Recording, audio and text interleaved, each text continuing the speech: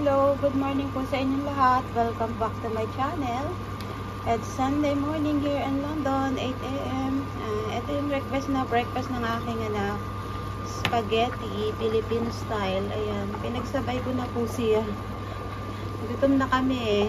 So, 8 a.m. So, kailangan na siyang maluto ng sabay.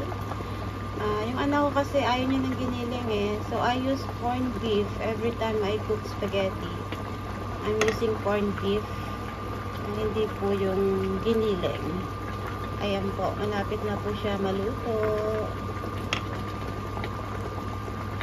Malapit na maluto yung pasta.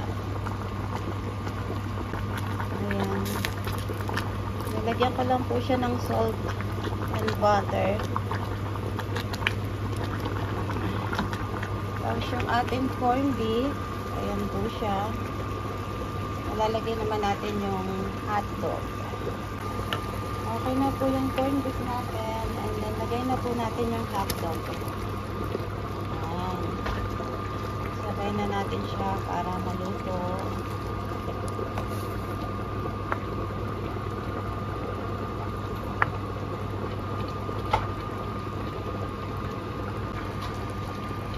Halo-halo natin.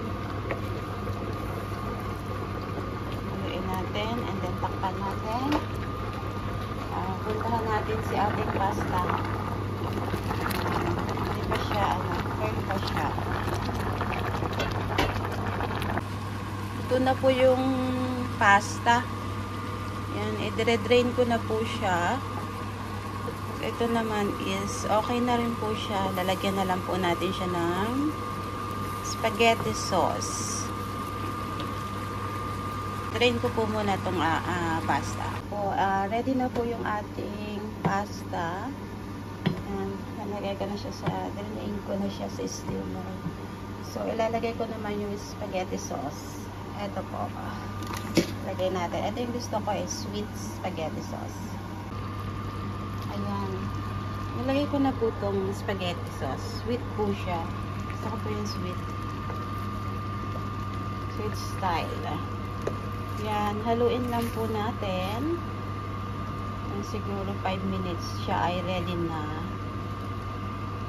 Breakfast is ready in 5 minutes. Luto na po yung ating spaghetti sauce.